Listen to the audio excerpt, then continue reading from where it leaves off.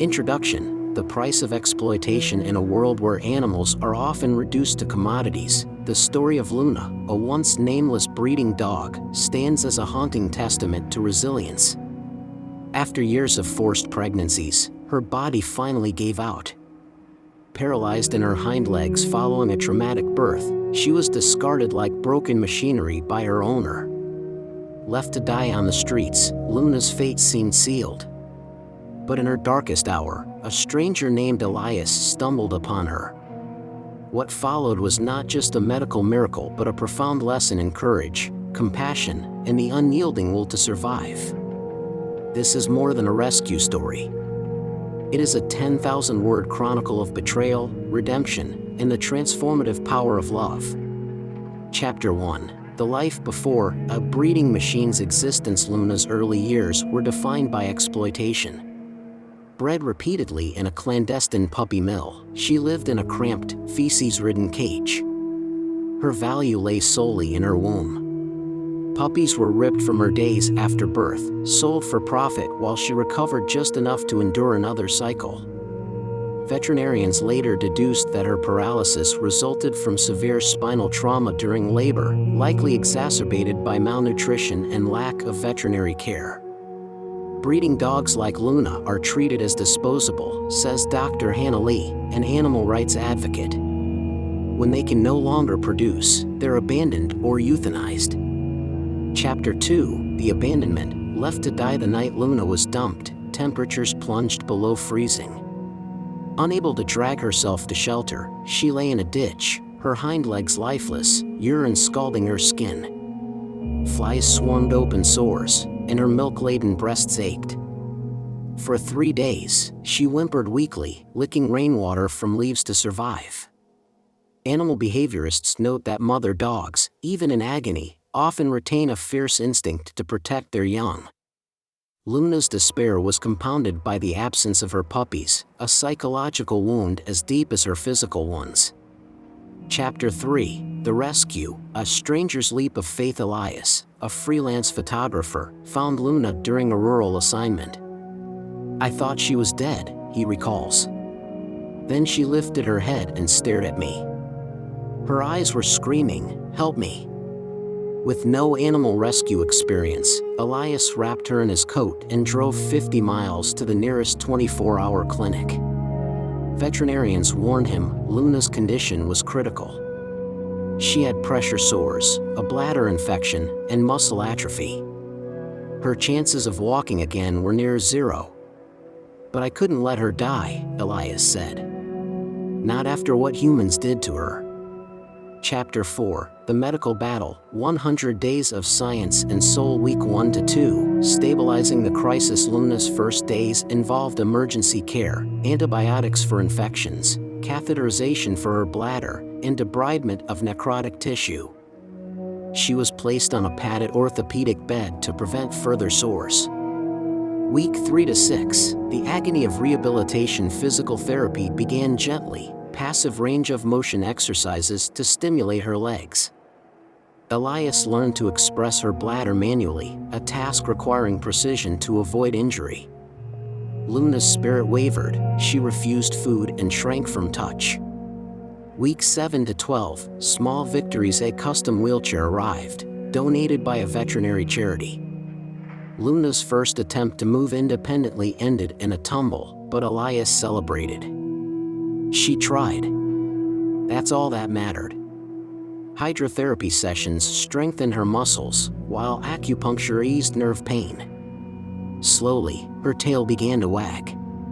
Day 100, the miracle. On the final day of her 100-day journey, Luna took 3 unassisted steps.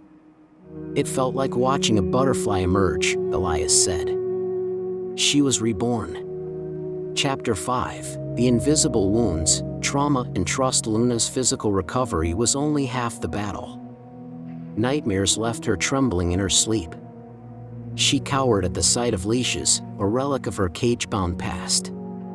Animal psychologist Dr. Rachel Torres explains, dogs like Luna suffer complex PTSD. They don't just fear pain, they fear people. Elias used patience to rebuild trust. He slept beside her crate, hand-fed her kibble, and played recordings of calming music. A breakthrough came when Luna nudged his hand for pets, her first voluntary contact. Chapter 6, The Ethics of Breeding, a global shame. Luna's ordeal underscores a systemic crisis. Puppy mills generate $2 billion annually in the US alone, with millions of dogs euthanized or abandoned when deemed unprofitable. Europe, Germany, and Sweden mandate strict breeding licenses, yet illegal operations thrive. Asia, in countries like China, dogs are bred for meat and pets in squalid farms. Middle East, strays and abandoned purebreds often face culling campaigns. Activists argue that adopting stricter laws, like California's 2028 ban on commercial breeding, is the only path to change. Chapter 7, The Science of Paralysis, breaking new ground. Luna's case contributed to veterinary research. Her treatment combined stem cell therapy, injected near her spine to regenerate nerve tissue, laser therapy, to reduce inflammation, custom prosthetics, 3D printed braces supported her hind legs. Luna's progress shows that paralysis isn't always permanent, says Dr. Elias Nguyen, her neurologist. But few dogs get this level of care. Chapter 8, The Rescuer's Burden, Elias's sacrifice. Elias's life transformed alongside Luna's. He spent $12,000 from his savings, juggled work delays, and faced skepticism from friends. People asked, why not just euthanize her? But how could I? She fought so hard to live. His journey mirrors countless rescuers who drain resources to save hopeless cases. Yet, as social media chronicled Luna's recovery, donations poured in from strangers inspired by her grit. Chapter 9, A New Purpose, Luna's legacy. Today, Luna is a therapy dog at a children's hospital. Her gentle demeanor comforts kids undergoing treatment. She senses their pain, says a nurse. She survived her own war, they see that strength. Elias advocates for breeding reforms, using Luna's story to lobby for laws penalizing abandonment. She wasn't just saved, he says. She became a voice for the voiceless. Chapter 10, The Road Ahead, ending the cycle. Luna's tale is a call to action. Adopt, don't shop, reduce demand for bred puppies. Support sanctuaries, fund shelters specializing in disabled animals. Demand legislation, push for global bans on puppy mills. As Dr. Jane Goodall notes, the bond between Elias and Luna reminds us that every life has intrinsic value. Compassion isn't pity, it's justice. Chapter 11, The Psychology of Trauma. Luna's mind rebuilt. Luna's physical scars were visible, but her psychological wounds ran deeper. Dogs, like humans, can develop complex trauma from prolonged abuse. Dr. Rachel Torres, the animal psychologist who worked with Luna, explains her fear of confined spaces, aversion to sudden noises, and distrust of strangers were textbook signs of PTSD. She wasn't just afraid of pain, she feared people. Elias employed techniques used in human trauma therapy, desensitization, gradual exposure to triggers, e.g., leashes, crates, paired with positive reinforcement. Safe spaces, a designated corner with blankets and toys where Luna could retreat when overwhelmed. Routine, predictable feeding times and walks, once she regained mobility, to rebuild her sense of security. A pivotal moment came when Luna approached a child at the park, wagging her tail tentatively.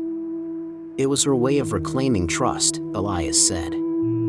She chose to believe in kindness again. Chapter 12, The Rescuer's Transformation, Elias's journey. Elias, a freelance photographer with no prior animal rescue experience, found himself irrevocably changed.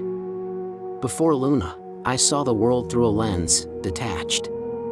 She taught me to feel it, he reflects.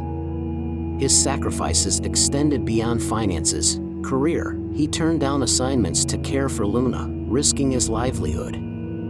Relationships, friends distanced themselves, dismissing his efforts as obsessive. Identity, He evolved from bystander to advocate, founding a non-profit for disabled animals. In a diary entry, he wrote, "Luna didn't just need me, I needed her. She gave my life purpose." Chapter 13, The Viral Wave, How Luna Inspired a Movement. When Elias shared Luna's story on social media, it ignited a global response. #UnbrokenSpirit. Over 2 million posts highlighted stories of rescued animals. Fundraising, followers donated $85,000 to cover her medical bills, with surplus funds aiding a sanctuary in Mexico. Policy shifts, a petition demanding stricter breeding laws gained 500,000 signatures, catching lawmakers' attention. One follower, Sarah from Australia, adopted a paraplegic dog after seeing Luna's journey. "If Elias could do it, so could I," she said. Chapter 14, Veterinary Innovations, Luna's Role in Advancing Science. Luna's treatment became a case study in veterinary journals. Stem cell therapy. Her progress supported research into nerve regeneration for paralyzed animals. 3D printed prosthetics. Engineers used her gait data to improve mobility aids for dogs. Telemedicine. Vets consulted globally via video calls, creating a blueprint for rural rescue collaboration. Luna's legacy isn't just survival, it's progress, said Dr. Alicia Nguyen, her neurologist. Chapter 15, Global Echoes, Stories of Resilience Worldwide. Luna's narrative mirrors countless others. Bella, Turkey, a breeder dog abandoned with a broken spine, now thriving with a wheelchair. Max, India, rescued from a meat farm. He works as a therapy dog for trauma survivors. Zara, Brazil, a street dog paralyzed by a car accident, adopted by a Paralympic athlete. These stories underscore a universal truth: resilience transcends species. Chapter 16, The Ethics of Advocacy. When compassion clashes with culture. Luna's story sparked debates. Cultural relativism. In regions where dogs are seen as pests or food, activists face backlash. Economic realities. Poorer nations lack resources for mass rescues, forcing tough prioritization. Moral responsibility. Philosopher Dr. Peter Singer weighed in, saving Luna isn't just about her, it's about rejecting a system that commodifies life. Chapter 17, The Sanctuary, a haven for the unwanted. Elias used donations to open Luna's Haven, a sanctuary for disabled and traumatized animals. Features include ramps and hydrotherapy pools, accessibility-focused design, behavioral rehab teams, specialists in trauma recovery, community programs, workshops on empathy and responsible pet ownership. "This is where broken hearts heal," Elias said at the opening ceremony, Luna by his side. Chapter 18, The Ripple Effect, Luna's influence on media and art. Luna's saga inspired creative works. Documentary, 100 Days of Luna, premiered at film festivals, winning awards for its raw portrayal. Children's book, Luna's Brave Steps, teaches kids about resilience and kindness. Art installations, sculptures of Luna in her wheelchair toured galleries, symbolizing defiance. "Art amplifies her voice," said filmmaker Clara Ruiz. "She's a metaphor for anyone who's been discarded." Chapter 19, The Future of Animal Rights, a blueprint for change. Luna's story offers actionable solutions: global breeding bans, outlaw puppy mills, and enforce licensing. Education, mandatory school curricula on animal sentience. Tech integration, apps to report neglect, paired with AI-driven rescue networks. Corporate accountability, penalize industries profiting from animal exploitation. Chapter 20, Luna Today, a life redefined. 3 years post-rescue, Luna thrives. Therapy work, she comforts terminally ill children, her calm presence easing their fear. Adventure, hiking trails, beach runs, in her wheelchair, and snow play, all documented by Elias. Motherhood, symbolically, she adopted a litter of orphan kittens, nurturing them as her own. "She's not a victim anymore," Elias says. "She's a teacher, a healer, a warrior." Final conclusion, the symphony of second chances. Luna's story does not end, it reverberates. It hums in the laughter of children she comforts at the hospital, in the whir of wheelchairs carrying rescued dogs through Luna's haven, and in the quiet determination of lawmakers drafting bills to shut down puppy mills. Her journey, once marked by despair, has become a symphony, a chorus of second chances, composed of countless small acts of courage and kindness. As the sun sets over Luna's haven, Elias watches her trot across the grass, her custom braces glinting in the golden light. She pauses to nuzzle a three-legged kitten, a recent rescue, before bounding toward a visitor, tail wagging with unbridled joy. "This is what redemption looks like," Elias says softly. "Not just for her, but for all of us." Luna's saga forces us to confront uncomfortable truths. How many animals still suffer in silence? How many humans turn away, numbed by convenience or indifference? Yet, her triumph also offers a radical hope. It proves that a single act of compassion can fracture the cycle of cruelty, that love is not a finite resource but a wildfire. In the years since her rescue, Luna has become more than a symbol. She is a mirror, reflecting humanity's capacity for both harm and healing.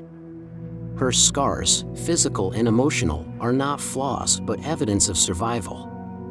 Her limp is not weakness but a testament to resilience. The revolution she sparked is quiet but unrelenting. Volunteers in Manila rescue dogs from typhoon rubble. Teenagers in Berlin protest outside pet stores. A farmer in Kenya transforms his livestock barn into a sanctuary. Each act, each voice, adds a note to the symphony. A call to the reader, become the note. Luna's story is an invitation, not to pity, but to participation. You need not be a hero or a saint. Start small, see the invisible, notice the stray, the caged, the abandoned. Speak for them, advocate for laws, donate to shelters, or foster an animal. Remember their names: Luna, Bella, Max, Zara. They are not just animals. They are teachers of resilience, masters of forgiveness. As philosopher Albert Schweitzer once wrote, the purpose of human life is to serve, and to show compassion and the will to help others. Luna, in her unyielding will to live, embodies this purpose. She asks nothing of us but to try, to choose empathy over apathy, action over excuses. The last frame final image is not of Luna, but of you, the reader. Imagine standing at a crossroads, one path paved with indifference, the other with intention. Luna's eyes, once clouded with pain, now meet yours, clear, trusting, alive. Her story, her symphony, is yours to continue. Will you walk away? Or will you join the revolution?